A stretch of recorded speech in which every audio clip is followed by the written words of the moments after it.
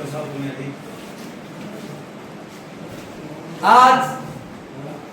आपल्या हिमायतनगर शहरामध्ये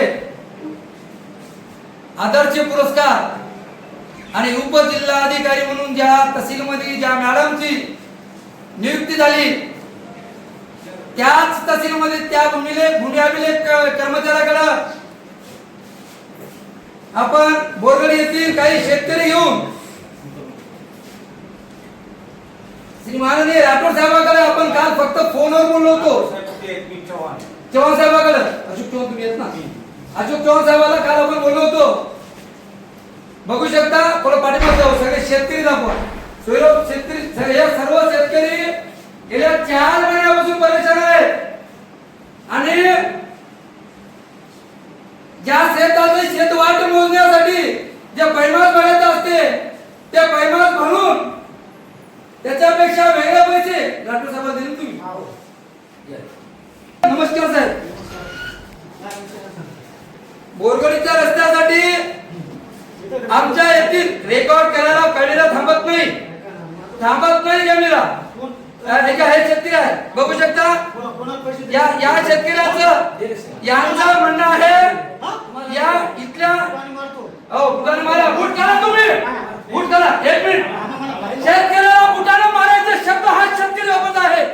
हा कर्मचारी शेतकऱ्याला बुटाने मारायचा शब्द वापरतोय आणि पैसे घेतो नाही म्हणतो. इकडे आलो कॅमेरा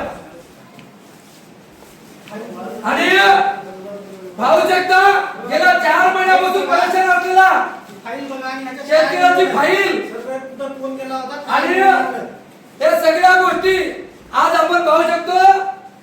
या शेतकऱ्याचं वय किती आहे. पैसे तुम्ही कोणाला दिले. राठोड साहेब कोण आहे तुम्ही.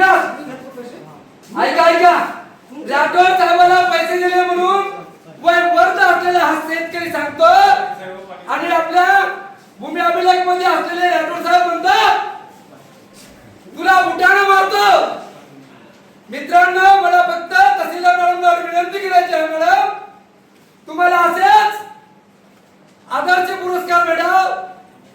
आज उपजिल्हाधिकारी म्हणून तुमची नियुक्ती झाली. उद्या तुम्ही कलेक्टर आहो परंतु त्या अगोदर आमच्या तालुक्यात होत असलेला हा भ्रष्टाचार कुठेतरी थांबला पाहिजे. याच्यावर तुम्ही थोडं चारा घालता तर बरं नाही. मॅडम आज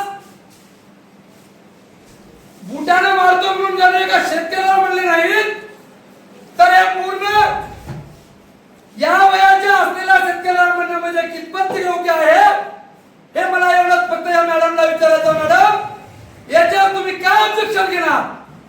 आणि आम्ही तांबळे साहेबांकडे आलो होतो आणि तांबळे साहेबांना आम्ही रिक्वेस्ट केली की साहेब हे काम करायला पाहिजे. त्यांनी आम्हाला मान सन्मानाला 2 शब्द सांगितले अडचणी सांगितल्या आम्ही ऐकूनही घेतल्या आणि आज पैमास भरलेले पैसे अलग देऊन जर 20,000 रुपये एक्स्ट्रा मागून कोणता कर्मचारी घेत असेल आणि त्याचं काम होत नसेल तर ही राष्ट्रवादी शांत बसणार नाही. या विचाराने आम्ही या कर्मचाऱ्याकडे हा सगळे शेतकरी विचार बांधून घेऊन आलो. तर हा पैसे खाऊन माजलेला कर्मचारी आवाज शेतकरी काय व्हायचा. या शेतकऱ्याचं वय काय. राठोड साहेब एक मिनिट थांबा. राठोड साहेब हे बघा मित्र पाहू शकता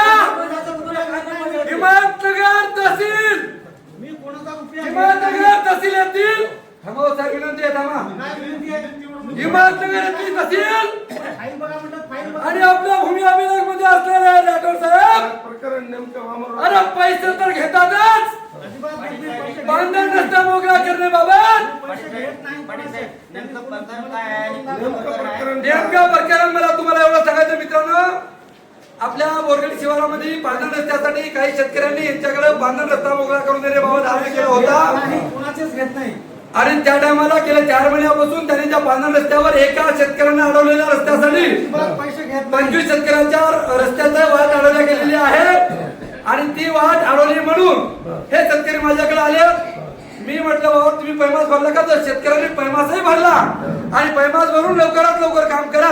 आमची अडचण आहे, एक पोतं युरियाचं खताचं पोतं एका बाईला 20-20, 10-10 किलो असं 7-8 वेळेस न्यायला गेलं रस्ता नसल्या कारणानं. हे शेतकरी याच्यामध्ये परेशान असल्यामुळे माझ्याकडे राष्ट्रवादी काँग्रेस पार्टी कार्यालयामध्ये आले.